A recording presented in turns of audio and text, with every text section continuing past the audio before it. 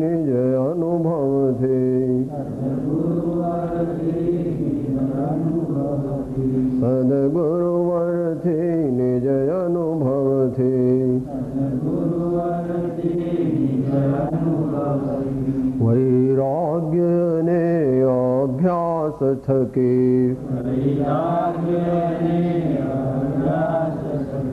વૈરાગ્ય ને અભ્યાસ થકી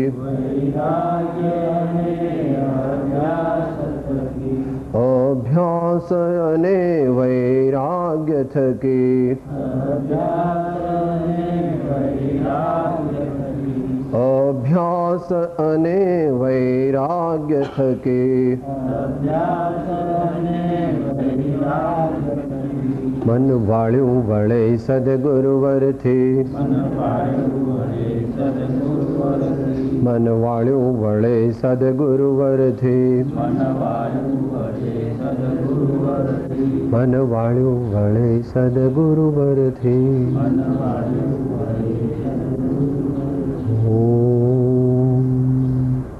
મોક્ષમાર્ગસ્ય નેતારં ભેતારં કર્મમૃતાં જ્ઞાતારં વિશ્વતત્ત્વાનાં વંદે તદ્ગુણલબ્ધયે અજ્ઞાનતિમિરાન્ધાનાં જ્ઞાનાഞ്જનશલાકયા ચક્ષુઃ ઉન્મીલિतं येन तस्मै श्री गुरवे नमः। मंगलमय मंगलकरन् वेतराग वेगज्ञान अमोताहे जाते भये अरेहन् आदेम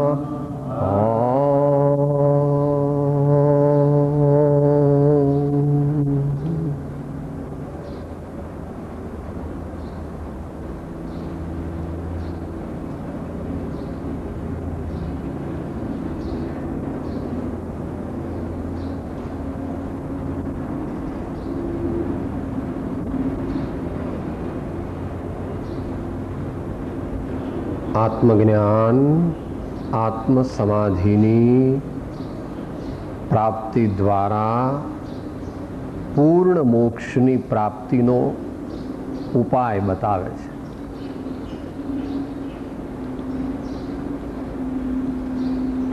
आम तो આપણે ઘણા વર્ષોથી સાધના કરીએ છીએ, અનેક પ્રકારે ભક્તિ, સ્વાધ્યાય, જાપ, તપ, નિયમ, વ્રત બધું કરીએ છીએ। એ બધાનો સાર કેટલો?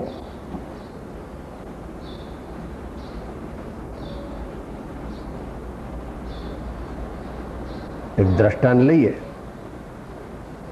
યુદ્ધ દરમિયાન યુદ્ધ થાય ત્યારે જે કોઈ દુશ્મન પાર્ટી હોય એના બ્રિજ ઉડાડી દેવા માટે સુરંગ મૂકવામાં આવે છે। સુરંગ મૂકવામાં આવે છે કારણ કે જો આખો પુલ જ ઉડાડી દેવામાં આવે તો એ લોકોને શસ્ત્ર સરંજામ ને ખાદ્ય સામગ્રી મળે નહીં અને એમને એ દુશ્મન પરાજિત થઈ જાય। એમાં જે ચાંપવામાં આવે છે સુરંગ, એ તો બહુ દૂરથી ચાંપવામાં આવે છે। એ સુરંગ જ્યારથી ચંપાઈ, સુરંગ ચાંપે ને ત્યાંથી સળગતી સળગતી સળગતી સળગતી સળગતી સળગતી સળગતી સળગતી સળગતી સળગતી સળગતી સળગતી જ્યાં આગળ એનો દારૂ ગોળો ભર્યો હોય ત્યાં આગળ આવે અને તે વખતે એનો મોટો વિસ્ફોટ થાય અને આખો બ્રિજ ઉડી જાય।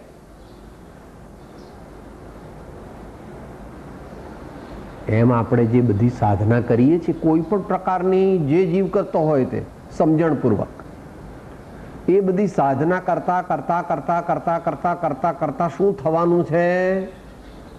મોહ નષ્ટ થવાનો છે।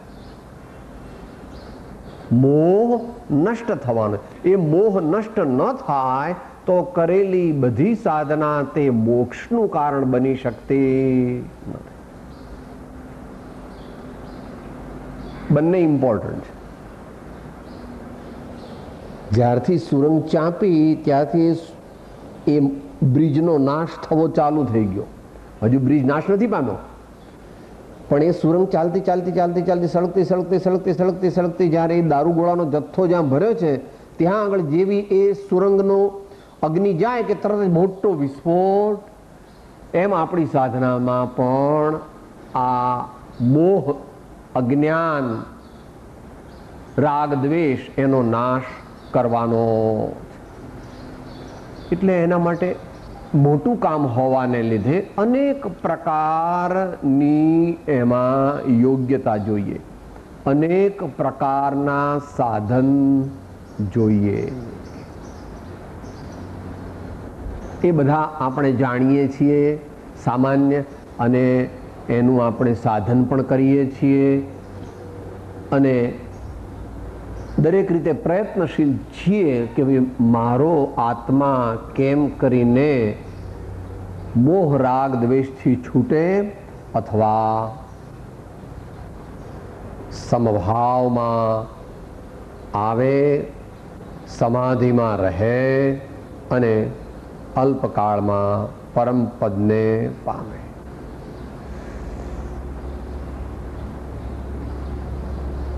જે આપણે અહીંયા વિચારવાના છીએ એ તો લગભગ 18-20 દિવસ ચાલશે વાત, પણ એનો સાર આજે આપણે એક ઇન્ટ્રોડક્શન રૂપે લઈએ છીએ કે જેથી ખ્યાલ આવે કે એ બધી ગાથાઓ જ્યારે સમજીશું ત્યારે આ સેન્ટ્રલ થીમ જો ખ્યાલમાં હશે તો એ બધી ગાથાઓ સાચી સમજાશે.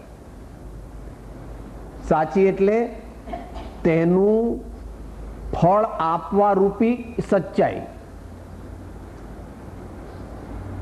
ઘણું સમજે પરંતુ આત્મા તરફ ન વળે તો ભગવાન એમ કહે છે કે તું સમજ્યો નથી. ભગવાન એવા છે, ભગવાન રિઝલ્ટ ઓરિએન્ટેડ છે.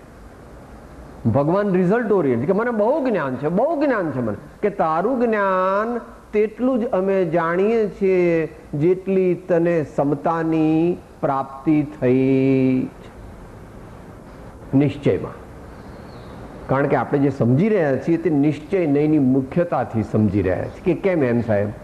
તો કે જે શાસ્ત્ર આપણે સમજવાનો પ્રયત્ન કરવાના છીએ એનું નામ છે પ્રવચન સાર. જેવું નામ તેવા ગુણ. એટલે ભગવાનના જે પ્રવચન હતા એને શાસ્ત્ર ભાષામાં દિવ્ય ધ્વનિ કહે છે, આપણે અત્યારે સાદી ભાષામાં વાત કરીએ. ભગવાનના જે પ્રવચન હતા એ પ્રવચનની નોટ્સ બનાવી લીધી આચાર્ય ના ગુરુઓએ, ગણધરાદિ કહે. અને ગણધરાદિ એ નોટો જે લખેલી એ ગુરુ પરંપરાથી મોટા પુરુષોને પ્રાપ્ત થઈ તે આજ સુધી હજુ શબ્દ રૂપે તો ઉપલબ્ધ છે. શબ્દો રૂપે તો ઉપલબ્ધ છે. જે રીતે માનવું હોય તે. ભગવાન મહાવીરની પરંપરાથી માનો તો ગૌતમ સ્વામી વગેરેથી શુદ્ધ કેવળી ભદ્રબાહુ સ્વામી સુધી, ત્યાર પછી જેમણે લખ્યું છે એના ગમક ગુરુ શુદ્ધ કેવળી ભદ્રબાહુ સ્વામી છે, એમ તેઓએ વિધાન કર્યું છે. કોણે લખ્યું છે આ પ્રવચન સાર? તે કુંદકુંદ સ્વામી આચાર્ય દેવનું રચેલું છે. અને કથા ન્યાયથી તમે જાઓ તો તેઓ શ્રીને સાક્ષાત વર્તમાનમાં વિહરમાન સિમંદર ભગવાન ના દર્શન નો લાભ મળેલો, એટલે ત્યાં ગયા હોય અને ત્યાં એમણે જે ભગવાનની વાત સાંભળી એની નોટ બનાવી દીધી કે સાહેબ એમાં કઈ ભૂલ થાય કે આપણા જેવાની થાય, એમની ન થાય. કે કેમ? કે અબજો શ્લોકો તો એમને મોઢે હતા એટલી એમની પ્રજ્ઞા હતી, પરમ સંયમધારી હતા. અને જેટલા દિવસ ત્યાં જાય ત્યાં આગળ એટલા દિવસના ઉપવાસ હોય એમને. અહીંયાની કોઈ ત્યાંનો કોઈ આહાર એમને હોય. એટલે જ્ઞાની, ધ્યાની, તપસ્વી, પરમ યોગી, અનેક રિદ્ધિ સિદ્ધિના ધારણ કરનાર હતા. એટલે કીધું કે સાહેબ કદાચ એમની નોટ લખવામાં થોડી ભૂલ થઈ ગઈ હોય તો એટલે થવાના કોઈ ચાન્સ આપણી દ્રષ્ટિએ તો નથી, છતાં બીજા શાસ્ત્રો સાથે મેળવણી કરવી, કારણ કે તેઓ પોતે જ કહે છે કે હું કેવળ જ્ઞાની નથી, તેથી મારી ક્યાંક અજાણતા અલ્પ ભૂલ થઈ જાય તો તમે મોટા પુરુષો છો તે મને માફ કરજો, મારી ખોટી વાત પર ચોકડી મૂકજો અને સાચા વચન જે મારાથી વિશેષ રિદ્ધિ સિદ્ધિ અને જ્ઞાન સંયમ વાળા હોય તે સાચા વચન લખજો, કારણ એમને કઈ મારું તારું છે, એમને તો એટલો જ ભાવ છે કે કોક જીવ સત્ય સમજીને એના અંતરમાં ગ્રહણ કરી લે તો એને પરમપદની પ્રાપ્તિ થઈ જાય. એટલે પ્રવચન સાર, essence of the sermons of the omniscient Lord. સર્વજ્ઞ પરમાત્માના પ્રવચનોની ટૂંકી નોંધ. પ્રવચન સાર છે એટલે અધ્યાત્મ ગ્રંથ છે, પરમ અધ્યાત્મ ગ્રંથ છે, અને એથી એમાં નિશ્ચય નહીંની મુખ્યતાથી બધું વ્યાખ્યાન આવશે. જે કંઈ અહીંયા કથન કરશે તેમાં બધું નિશ્ચય નહીંની મુખ્યતાથી સમજી લેવું. હવે આપણે એનો જરા રિવ્યુ એક ટૂંકમાં વિચાર કરી જઈએ કે આ બધી ગાથાઓમાં એકની એક વાત જુદી જુદી રીતે આપણને સમજાવશે, પણ એમાં સેન્ટ્રલ થીમ જે છે છેલ્લા કહે એ માટે જેમ પેલો પુલ ઉડી જાય એ જે છે, સુરંગ થી પુલ ઉડી જાય કે જેથી દુશ્મનોને શસ્ત્ર સરંજામ પણ ન મળે અને ખાવાનું પણ ન મળે, કારણ કે ત્યાંથી જ બધી ટ્રકો અને બધું આવે.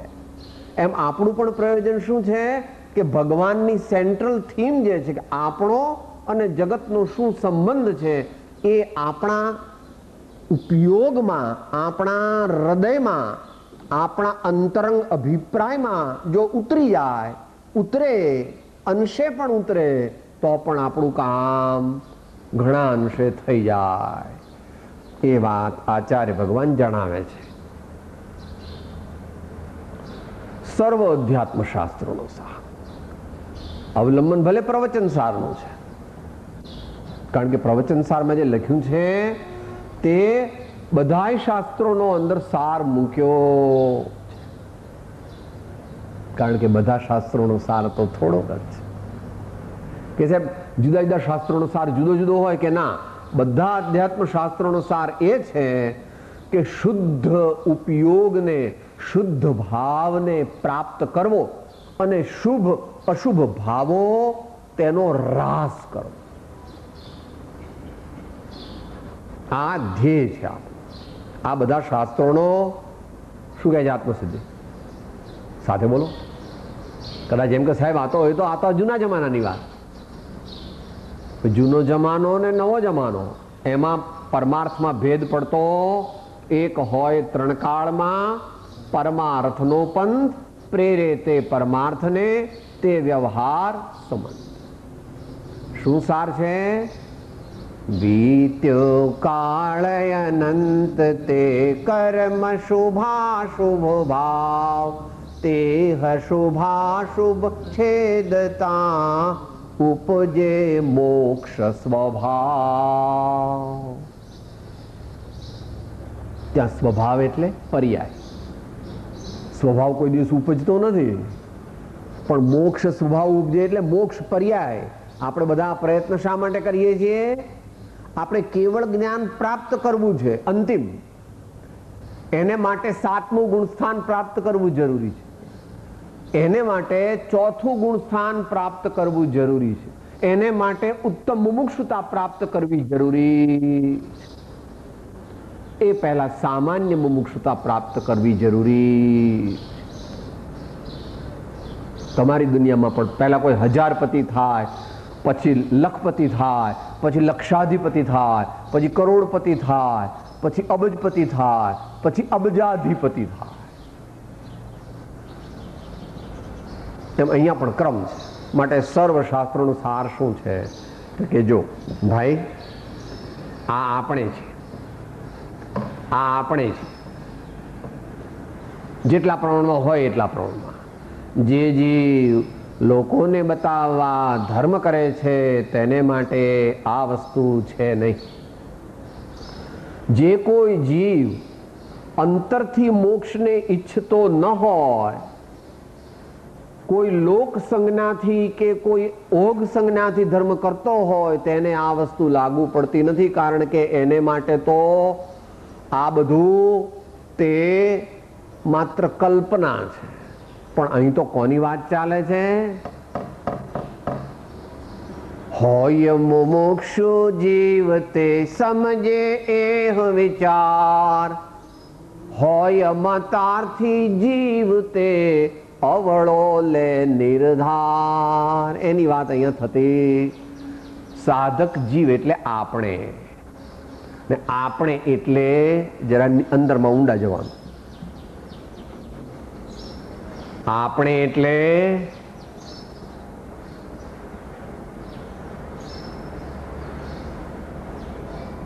જે દ્રષ્ટા છે દ્રષ્ટિનો, ને જે જાણે છે રૂપ, અબાધ્ય અનુભવ જે રહે તે છે મુજ સ્વરૂપ, તે છે નિજ સ્વરૂપ, તે છે જીવ સ્વરૂપ.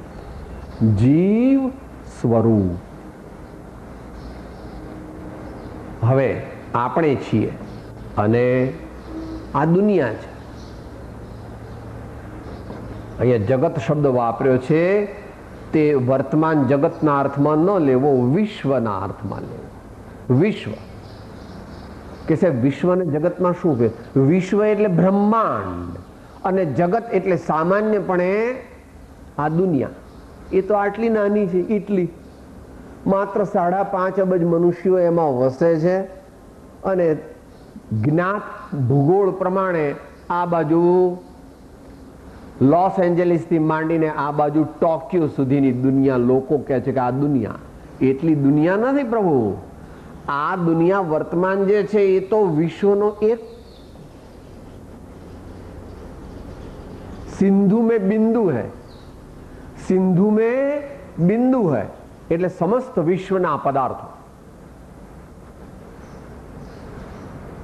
પદાર્થો એટલે તત્વો, દ્રવ્યો, વસ્તુઓ, સામાન્ય અર્થમાં અહીંયા અત્યારે વાત ચાલે છે. બધાય અહીંયા તત્વથીનો અર્થ છે તત્વ દ્રષ્ટિથી. તત્વ દ્રષ્ટિથી એટલે પરમાર્થ દ્રષ્ટિથી, નિશ્ચય દ્રષ્ટિથી. From absolute point of view, from absolute point of view, પરમાર્થથી જોતા પરદ્રવ્યો છે.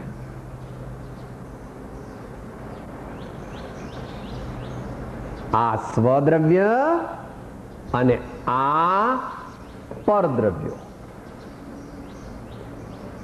સ્વદ્રવ્ય એટલે આપણે, હું, સાધક, અને પરદ્રવ્યો જગત, વિશ્વ.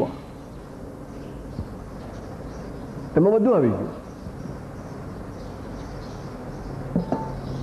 એમાં કહેશે શું શું આવી ગયું, આગળ કહેશે. આખું વિશ્વ આવી ગયું એમાં. અહીંયા સામાન્ય ચર્ચા કરી છે, સૂક્ષ્મ ચર્ચા તો આચાર્ય મહારાજ કરશે, એક એક એક એક જુદું કરીને. તો કે સાહેબ, મારો આ દુનિયા સાથે શું સંબંધ છે?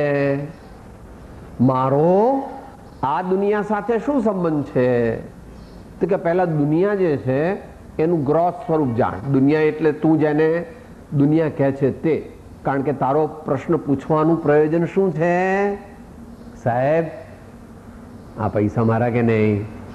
સાહેબ, અમે તો છે ને 12 મહિનાનું ભરી લઈએ બધું. કોક વાર એવું લાગે તો 2 વર્ષનું ભરી લઈએ. આ ગૃહસ્થ હોય તો સહધર્મચારિણી, આ દીકરા કહેતા દીકરા દીકરી જમાઈ ભાણિયા ભત્રીજા બધું અંદરમાં આવી જાય. આ દુનિયા જેની પાછળ અત્યારે આ યુગ કહેવાય કે આ દુનિયા અત્યારે ભગવાન કોણ છે? બધા કોણ કે સાહેબ મહાવીર ભગવાનનું અમારે કામ નથી, પારસના ભગવાન, રામ ભગવાન, આ તો બધું આપણે શું કામ છે? મને તો આ ભગવાન આપો એટલે મારે બધું આવી ગયું, એમ દુનિયાના લોકો અત્યારે કહે. આમ તો ત્રણેય કાળમાં લોકો કહે છે, પણ અત્યારે આ મુખ્ય થઈ ગયા, સાવ મુખ્ય થઈ ગયા. આમ તો દુનિયામાં અનાદિકાળથી એની મુખ્યતા તો છે જ, પણ અત્યારે વધારે મુખ્યતા થઈ ગઈ. પછી આ પાસે જે આપણને લાગે છે કે આ હું છું, મોટું માથું, મોટી મૂછો, હા, ધમધમ ચાલે એવા પગ, એક કોઈને લાફો મારે તો 32 તૂટી જાય એવા હાથ, આવું બધું. અને જે દેખાતું નથી એવું પરદ્રવ્ય એ ભગવાને બતાવ્યું છે. એનું મૂળ સ્વરૂપ લેવું અને ઉપસ્વરૂપ પણ લેવું. મૂળ સ્વરૂપ તે યશ કીર્તિ નામ કર્મના પૂદગલ પરમાણુ. આનું મૂળ સ્વરૂપ શું? યશ કીર્તિ નામ કર્મના સૂક્ષ્મ પૂદગલ પરમાણુ. અને એનું ઉપસ્વરૂપ શું? આ જય જયકાર લોકો બોલે, મોટા મોટા હાર ચડાવે, મહારાજની જય, મહારાજની જય એવું કરે,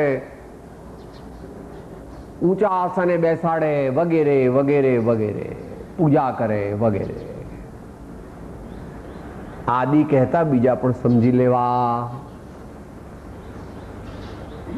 આ બધામાં જ્યારે મારાપણાની માન્યતા થાય ત્યારે જીવને અશુભ ભાવ હોય છે. આ બધું મારું છે એવો ભાવ તે અશુભ ભાવ છે. સિદ્ધાંતથી વાત ચાલે. પાછા સિદ્ધાંત અધ્યાત્મની મેળવણી કરી લેવી કે રામ ભગવાન સીતા માતાને પોતાના માને તો શુભ ભાવ કે અશુભ ભાવ? કે રામ ભગવાન રાજા છે ત્યારે પણ સીતા માતાને પોતાના ધર્મપત્ની માનતા નથી, માટે તારી આર્ગ્યુમેન્ટ વિથસ્ટેન્ડ જ થતી નથી. રામ કે ઋષભદેવ પોતાના દીકરા દીકરી કે મહેલ કે રાજાપણાને કદાપી પોતાના માને નહીં, કારણ કે તેમને ક્ષાયિક સમ્યક્ત્વ કે ભૂલથી કદાચ કોકવાર માને, કોકવાર પણ ન માને, બોલે ખરા પણ માને.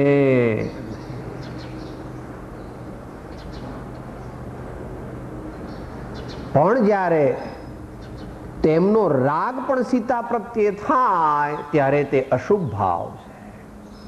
મોહ તો હોય જ નહીં, એને માને તો નહીં, પણ જ્યારે તીર્થંકર ભગવાન પણ પોતાના રાણીઓ રાજકુમારો કે રાજ્ય પ્રત્યે આ મહારાજ છે એવું માન્યા વિના પણ પ્રવર્તન કરે ત્યારે તે પણ અશુભ ભાવ.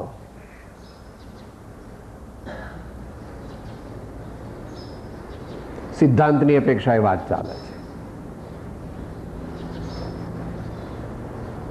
કે સાહેબ એનું લોજિક આપો.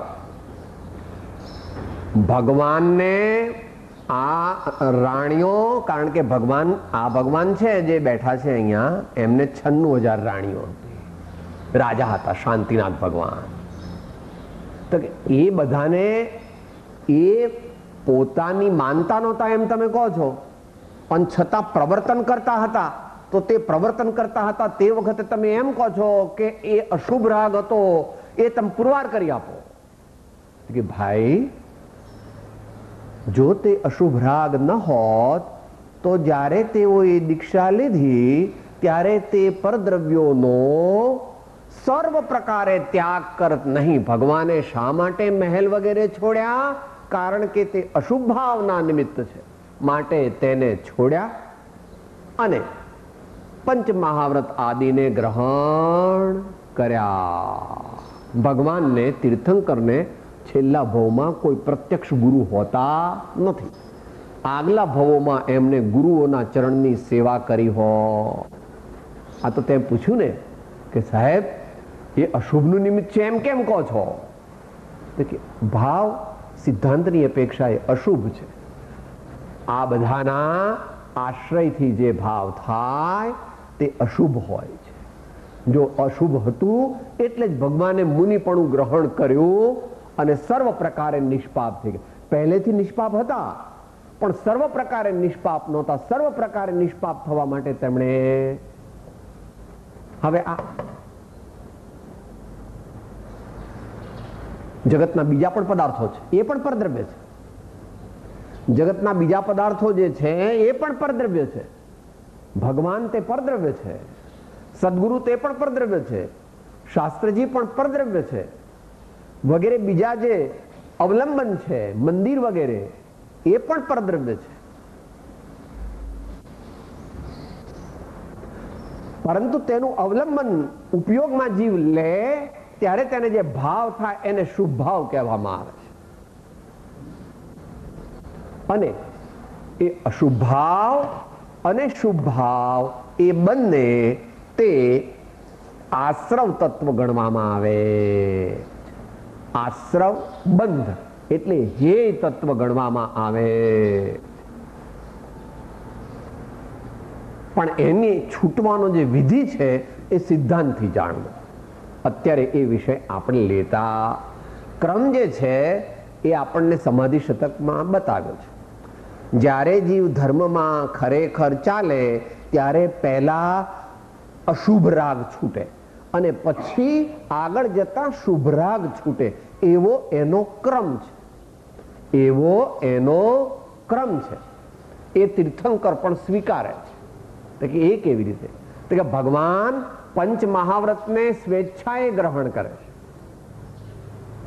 ભગવાન પંચ મહાવ્રતને પોતે સ્વેચ્છાથી બુદ્ધિપૂર્વક ગ્રહણ કરે છે અને પછી આગળ જતા એ વ્રતનો વિકલ્પો સમાધિમાં એમને રહેતો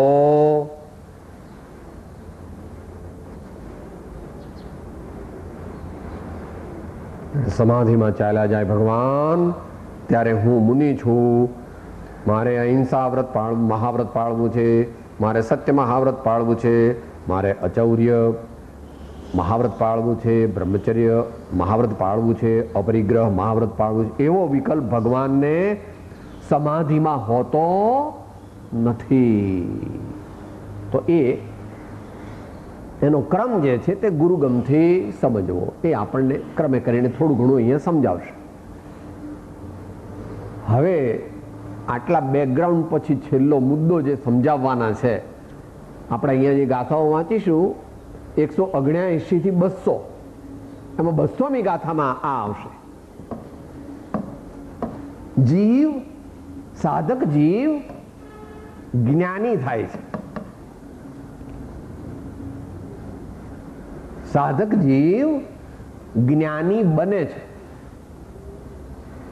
જેને હજુ આત્મજ્ઞાન નહોતું પ્રગટ થયું, અજ્ઞાની હતો અથવા મિથ્યા દ્રષ્ટિ હતો, તે સમ્યક દ્રષ્ટિ થઈ જાય. નિશ્ચય સમ્યક દ્રષ્ટિ થઈ જાય. મિથ્યા દ્રષ્ટિ એટલે સામાન્ય મિથ્યા દ્રષ્ટિ નહોતો, મહામુમુક્ષુ હતો. મહામુમુક્ષુ હતો તેમ પણ મુમુક્ષુ મટીને જ્ઞાની બને છે. એ કેવી રીતે બને એ છેલ્લો મુદ્દો છે.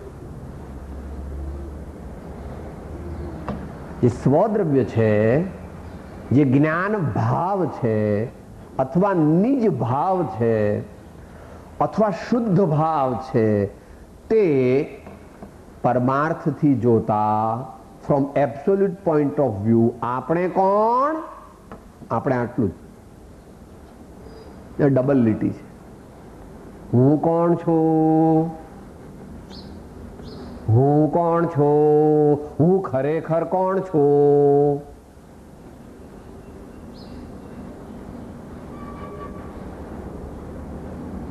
હું કોણ છું? કે આવું 3-4 વાર શા માટે બોલવું? આવી અંતરમાં પરિણતિ થાય તો જ જગતના પદાર્થો જ્ઞેય રૂપ ભાસે. જગતના પદાર્થો જ્ઞેય રૂપ ભાસે. અત્યારે કેવા લાગે છે સાહેબ?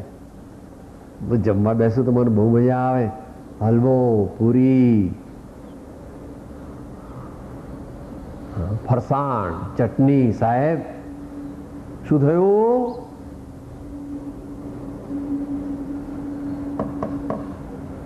શું થયું? મારા સારા અથવા માઠા કેવા ભાષે છે જગતના પદાર્થો આ જીવને? મારા, સારા અથવા માઠા, એ બધું અજ્ઞાન છે.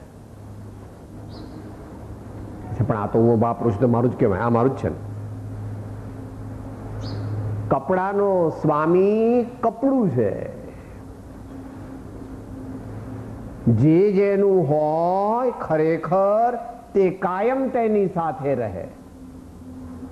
કપડું આપણી સાથે કાયમ રહેતું નથી, આ શરીર પણ આપણી સાથે કાયમ રહેતું નથી. અને પછી સૂક્ષ્મમાં જ્ઞાનાવરણીયાદિ કર્મો અને રાગાદિ ભાવો તે પણ આત્મા અરિહંત સિદ્ધ થશે એટલે એવા એ પણ આત્મામાં રહેશે નહીં. માટે એ પણ ખરેખર જોતા મારું સ્વદ્રવ્ય નથી એમ સમજાવવાના છે. આચાર્ય તો પોતે મોટા પુરુષ છે એટલે બધી રીતે સમજાવશે, પણ આટલું પહેલા બેસે છે એટલા માટે રિપીટ એવું એમ મહાપુરુષો છે. જે વસ્તુ બરાબર મગજમાં, મનમાં, હૃદયમાં, ભાવમાં ઠસાવવી હોય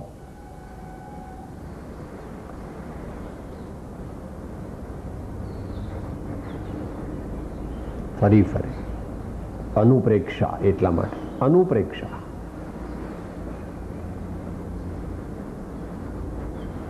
મહાવીર ભગવાન ચાર જ્ઞાનના સ્વામી શુદ્ધોપયોગી મુનિ થયા પછી 4515 દિવસ સુધી જ્ઞાયક ભાવનો અભ્યાસ કરતા હતા. જ્ઞાયક ભાવ પૂર્ણપણે પ્રગટે એનો અભ્યાસ કરતા હતા. જ્ઞાયક ભાવ તો અંશે તો આગલા ભાવથી લઈને આવેલા ક્ષાયિક સમકીતી હતા, અને એવા મુનિ હતા કે મુનિ થતા 4 જ્ઞાન પ્રગટી ગયા,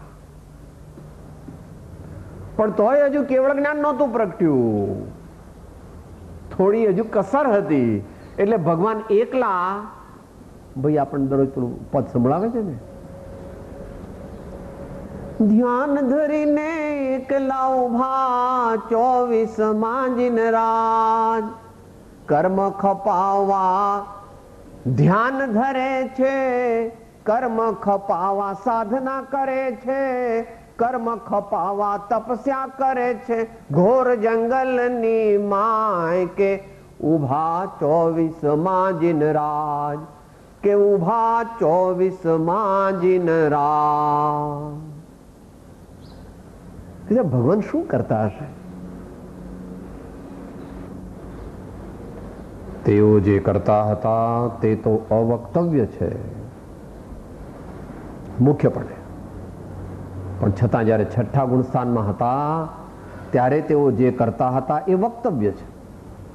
ભગવાન એષણા સમિતિ પૂર્વક આહાર કરતા, ઈર્યા સમિતિ પૂર્વક વિહાર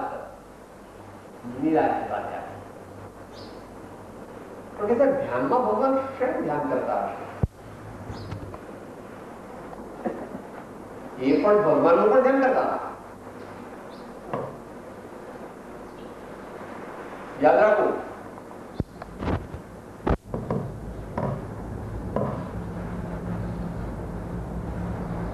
કે છે એમને તો ગુરુ નહોતા, આગલા ભાવ દેખતા હતા. આગલા ભાવમાં કોણ ગુરુ હતા? આગલા ભાવમાં જે ગુરુ હતા એમને વંદના કરે છે. એમને તો કેટલાય ભાવ દેખાય છે. અવધિ જ્ઞાન પણ છે ને મનપરે જ્ઞાન પણ છે. આગલા ભાવમાં જે ગુરુ હોય એમના ઉપર ઉપકાર કર્યો તો તેમની વંદના પણ કરે. બધા ભગવંતોની વંદના પણ મનથી, આમ તો ધ્યાનમાં બેઠા છે. એમનો આત્મા શું કરે છે? વચ્ચે વચ્ચે મુખ્ય તો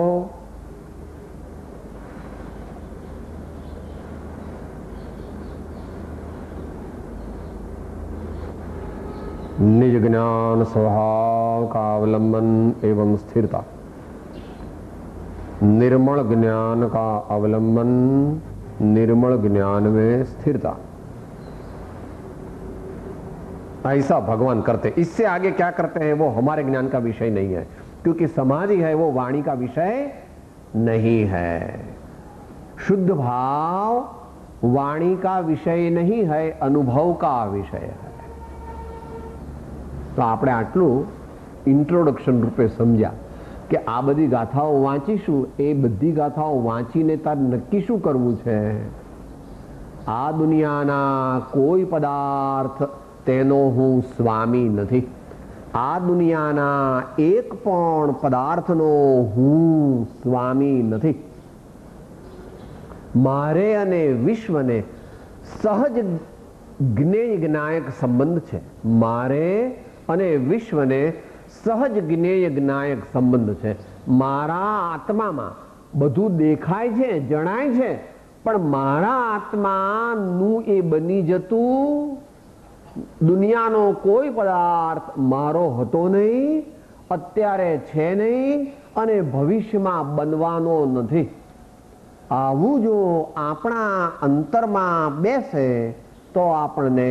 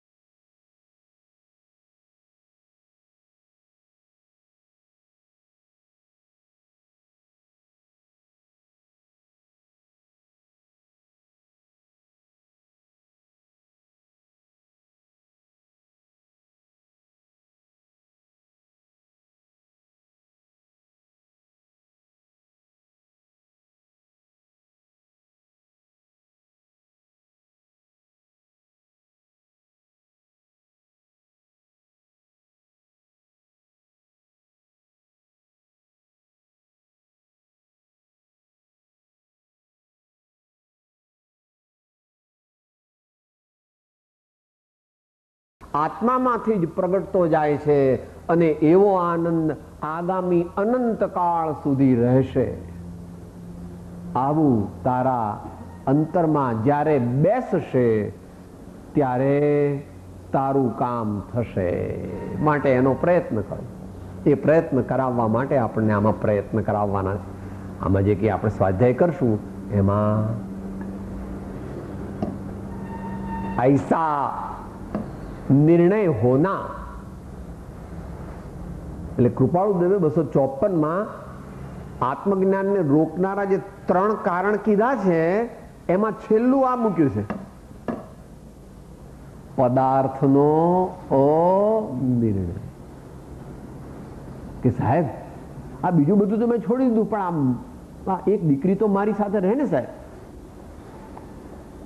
આ શરીર તો મારું ખરું કે નહીં? એનો જવાબ એમણે આપ્યો છે એ જ છે, બીજો છે નહીં.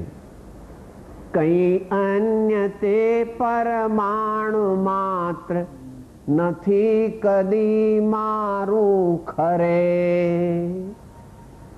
આવું ધીમે ધીમે બેસાડવાનું છે. આજથી ચાલુ કરીએ, ચાલુ કર્યું હોય તો ચાલુ રાખીએ અને વધારીએ. જ્યારે શ્રેણી માણશું ત્યારે પૂરેપૂરું પ્રગટશે અને પછી કેવળ જ્ઞાન થતા એની સમાપ્તિ થઈ જાય છે. સાધના માર્ગ ends when કેવળ જ્ઞાન manifests itself. કેવળ જ્ઞાન પ્રગટ થાય ત્યારે સાધક અવસ્થા રહેતી નથી, સિદ્ધ અવસ્થા થઈ ગઈ. અરિહંત હોય તે પણ સિદ્ધ છે અને સિદ્ધ ભગવાન પણ સિદ્ધ છે, કારણ કે અરિહંત ભગવાનને પણ ઘાતી કર્મો નથી અને સિદ્ધ ભગવાનને પણ ઘાતી કર્મો નથી. અઘાતી કર્મો તે આપણને કઈ દુશ્મન રૂપ નથી. ઘાતી કર્મો જે છે તે જ આપણું બગાડનારા નિમિત્તની અપેક્ષાએ છે. તો આવું આટલા દિવસોમાં વારંવાર ફરી ફરી નક્કી કરવાનું. કઈ પ્રશ્નો હોય તો વિચારીએ, નહીં તો ગાથાની ઇન્ટ્રોડક્શન કરીએ.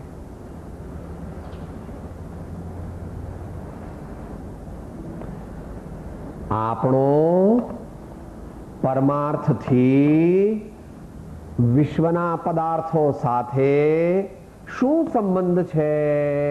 તો ભગવાન આચાર્ય દેવ એ 200મી ગાથા જ્યારે આવશું ત્યારે કહેશે, એ રીત તેથી આત્મને જ્ઞાયક સ્વભાવે જાણીને પરિવર્જુ છું હું મમત્વ, પરિવર્જુ છું હું મમત્વ, નિર્મમ ભાવમાં હું સ્થિર રહું. આનું બીજું નામ છે, આના હજારો નામ છે. જ્ઞાયક ભાવ, સમતા ભાવ, નિર્મમત્વ ભાવ, સહજ ભાવ, સહજાત્મ સ્વરૂપ ભાવ, એવા એના અનેક નામ. પરિવર્જુ છું હું મમત્વ, મારા માનતો નથી, પરિવર્જુ છું, છોડી દઉં છું. નિર્મમ ભાવમાં હું સ્થિર રહું. ત્યાં અધ્યાય પૂરો થઈ જાય છે. ત્યાં અધ્યાય પૂરો થઈ જાય છે. પ્રવચન સાર ગાથા 200.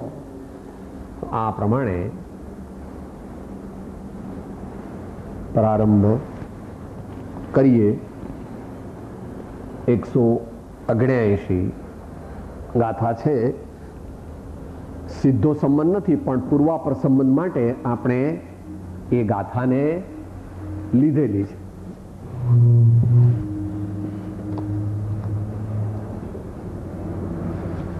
શ્રી પ્રવચન સાર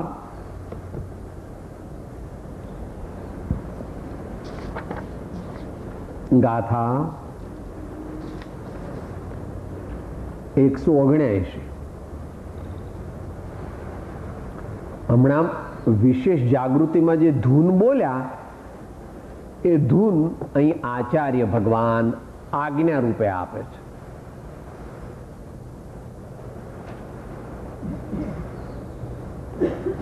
વૈરાગ્ય અને અભ્યાસ. ગુજરાતી સાથે બોલીએ. જીવ રક્ત બાંધે કર્મ રાગ રહિત જીવ મુકાય છે. આ જીવ કેરા બંધનો સંક્ષેપ નિશ્ચય જાણજે. અર્થ સરળ હોવાથી માત્ર વાંચી જઈએ ટીકા સાથે. અર્થ સરળ છે, સમજવામાં સરળ છે, શ્રદ્ધવા અને આચરવામાં ઘણો વિકટ છે, પણ એ વિકટની સિદ્ધિ થશે ત્યારે જ આપણે જીવમાંથી શિવ થઈશું, સાધકમાંથી સિદ્ધ થઈશું. અજ્ઞાની હોય તો જ્ઞાની થઈશું અને જ્ઞાની હોય તો પૂર્ણ જ્ઞાની થઈશું. જેટલો રાગ મટે તેટલો તે જીવ જ્ઞાની કહેવાય. માટે પૂર્ણ જ્ઞાની તો માત્ર કેવળ જ્ઞાની પરમાત્મા છે. બાકીના બધા પોતપોતાના પ્રમાણમાં જ્ઞાની સમજવા. રાગી આત્મા કર્મ બાંધે છે, રાગ રહિત આત્મા કર્મથી મુકાય છે. આ જીવોના બંધનો સંક્ષેપ નિશ્ચયથી જાણ. કેમ? અધ્યાત્મ શાસ્ત્ર છે, આપણે વાત થઈ ગઈ હતી. નિશ્ચય નહીંની મુખ્યતા છે.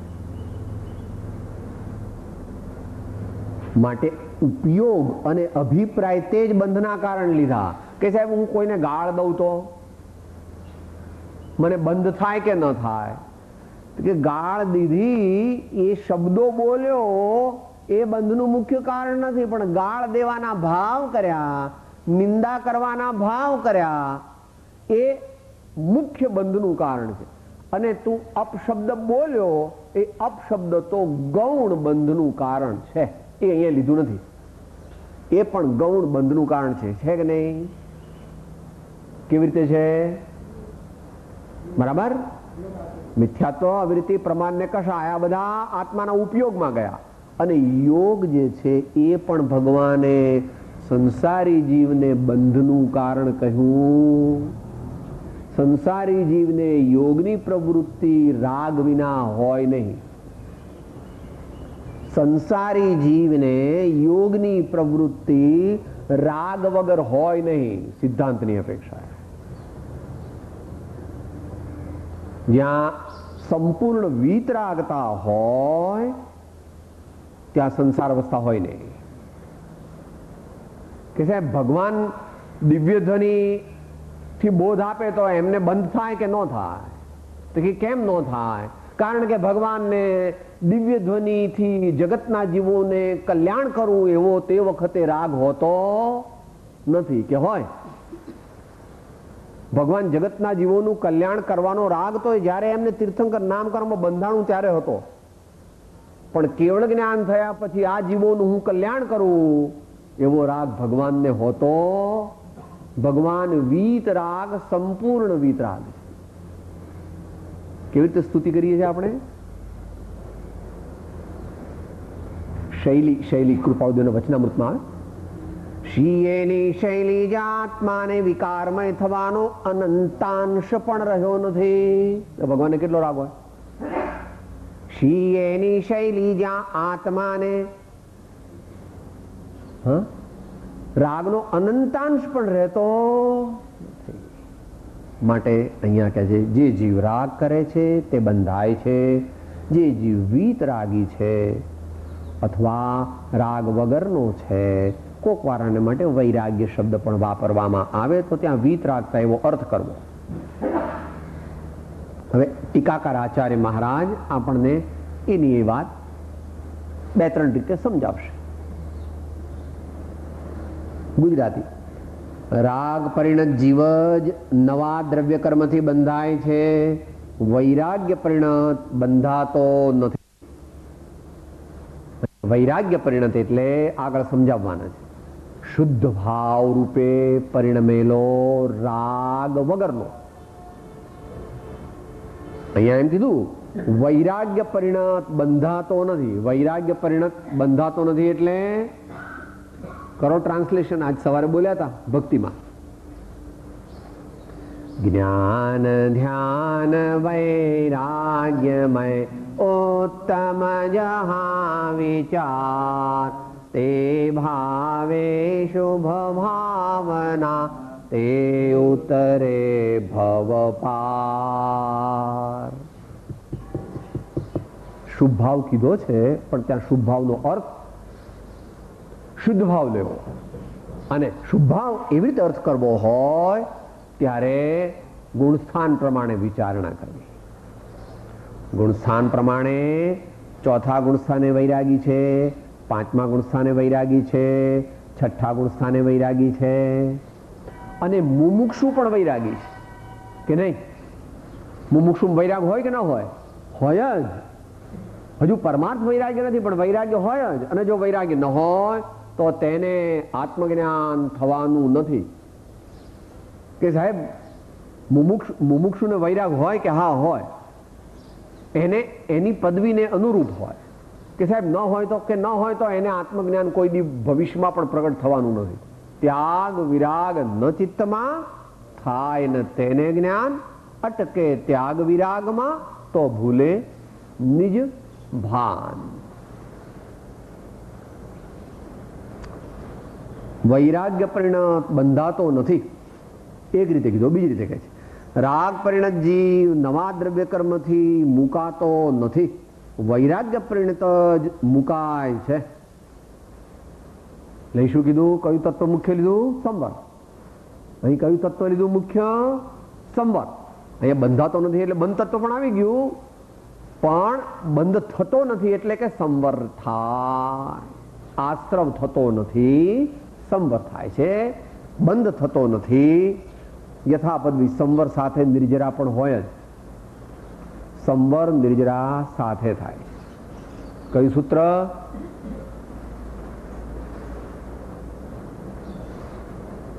સૂત્ર બોલો. તપસા નિર્જરા ચ. તપસા નિર્જરા ચ. ચ કેમ મૂક્યો?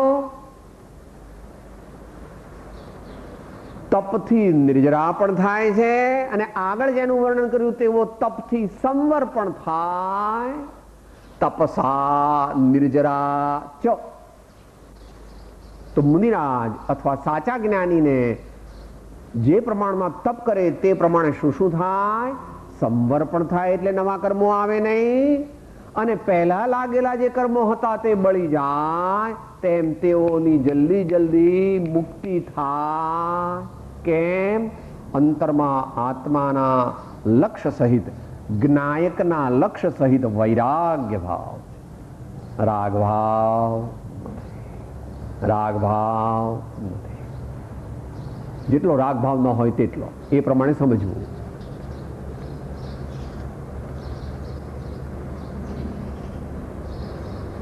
એ હવે કઈ સમજાવવું ન પડે. રાગનો અભાવ કેટલો સમજવો? ગુણસ્થાન પ્રમાણે સમજવો. કર્ણાન યોગમાં અધ્યાત્મ શાસ્ત્રોમાં જ્ઞાનીને રાગ નથી એમ કહે છે. જ્ઞાનીને રાગ હોતો નથી એમ અધ્યાત્મ શાસ્ત્રો કહે. પણ એને પૂરું સમજવા માટે જ્ઞાની તો ચોથા ગુણસ્થાને, પાંચમા, છઠ્ઠા, સાતમા, આઠમા, નવમા, દસમા, 11મા અને 12મા ગુણસ્થાને જ્ઞાની છે. માટે એને માટે સિદ્ધાંતમાં જવું પડે. જગન્ય જ્ઞાની તે ચોથા ગુણસ્થાને, મધ્યમ જ્ઞાની તે પાંચમા અને છઠ્ઠા ગુણસ્થાને અને ઉત્તમ જ્ઞાની તે 7માથી 13મા ગુણસ્થાને અને ઉત્તમોત્તમ જ્ઞાની તે 12મા ગુણસ્થાને અને અનંત જ્ઞાની તે 13મા ગુણસ્થાને. ખ્યાલ આવ્યો? એનું લોજિક આપો. ચોથા ગુણસ્થાને અવિરત હોવાને લીધે તેને જગન્ય જ્ઞાની કહ્યો. પાંચમા છઠ્ઠાએ જો કે તેમને સંયમ છે છતાં પણ પ્રમાદ છે માટે મધ્યમ જ્ઞાની કહ્યા. સાતમા ગુણસ્થાને અજ્ઞાન પણ નથી, પ્રમાદ પણ નથી અને બુદ્ધિપૂર્વકનો કોઈ પણ રાગ નથી માટે ઉત્તમ જ્ઞાની છે. છતાં અબુદ્ધિપૂર્વકનો રાગ છે. અને 12મે ગુણસ્થાને કોઈ પણ પ્રકારનો રાગ નથી માટે એનું નામ શું? છદ્મસ્થ વીતરાગ અથવા યથાખ્યાત ચારિત્રવાન મુનિ મહારાજ. અને 13મા ગુણસ્થાને 13મા ગુણસ્થાને જ્ઞાની નથી, 13મા ગુણસ્થાને પૂર્ણ જ્ઞાની, અનંત જ્ઞાની પરમાત્મા છે. એને પછી અંતરાત્મા કહેવામાં આવતા. કે ભગવાન અંતરાત્મા કહેવાય કે ન કહેવાય? મહાવીર ભગવાનને કેવળ જ્ઞાન થઈ જાય પછી અંતરાત્મા ન કહેવાય. અંતરાત્મા તો સાધક હોય. ભગવાન જે છે તે અંતરાત્મા નથી. ભગવાન કેવા છે? ભગવાન પરમાત્મા કે સાહેબ ભગવાન ધ્યાન કરે કે નહીં? સામાયિક કરે? ભગવાન ન કરે સામાયિક. ભગવાન સામાયિક ન કરે. ભગવાન સામાયિકનું ફળ નિરંતર ભોગવે. કે ભગવાન બ્રહ્મચર્ય પાળે? કે ભગવાન બ્રહ્મચર્ય પાળે એવું કહેવું તે ઔપચારિક છે. ભગવાનને બ્રહ્મચર્ય, પૂર્ણ બ્રહ્મચર્યનું ફળ એવો અનંત આનંદ હોય.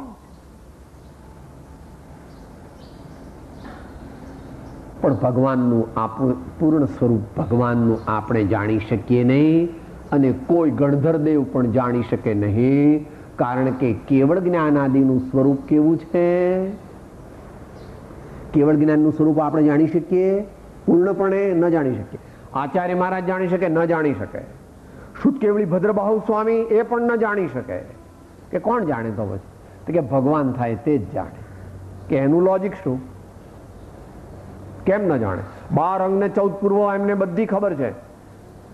પ્રભુ કેવળ જ્ઞાન તે જ્ઞાનનો વિષય નથી. બોલી જાઓ. જે પદ શ્રી સર્વજ્ઞને દીઠું જ્ઞાનમાં કહી શક્યા નહીં, પણ તે શ્રી ભગવાન જો તે સ્વરૂપને અન્ય વાણી તે શું કહે? અનુભવ ગોચર માત્ર રહ્યું તે જ્ઞાન જો અપૂર્વસર એવો ક્યારે આવશે? હવે એની એ જ વાત આગળ કહે છે, સમય પણ પૂરો થાય છે. રાગ પરિણત જીવ સંસ્પર્શ કરતા સંબંધમાં આવતા એવા નવા દ્રવ્ય કર્મથી અને ચીર સંચિત લાંબા કાળથી સંચય પામેલા એવા જૂના દ્રવ્ય કર્મથી બંધાય જ છે, મુકાતો નથી. વૈરાગ્ય પરિણત જીવ સંસ્પર્શ કરતા નવા સંબંધમાં આવતા એવા નવા દ્રવ્ય કર્મથી અને ચીર સંચિત એવા જૂના દ્રવ્ય કર્મથી મુકાય જ છે, બંધાતો નથી. માટે નક્કી થાય છે કે દ્રવ્ય કર્મનો સાધકતમ હોવાથી રાગ પરિણામ જ નિશ્ચયથી બંધ છે. સમરી માટે નક્કી થાય છે કે કન્ક્લુઝિવલી સ્પીકિંગ દ્રવ્ય કર્મનો સાધકતમ હોવાથી રાગ પરિણામ જ નિશ્ચયથી બંધ છે. Likes and dislikes, these types of bhavas are the causes of bondage from absolute point of view. નિશ્ચયથી બંધ એમ કરીને એ ગાથા 179માં એમ કહ્યું કે રાગ તે જ બંધનું કારણ છે, બીજા બધા તે બંધના કારણ નિશ્ચય નહીંથી નથી. વિશેષ યથાવસર આપણે વિચારીશું.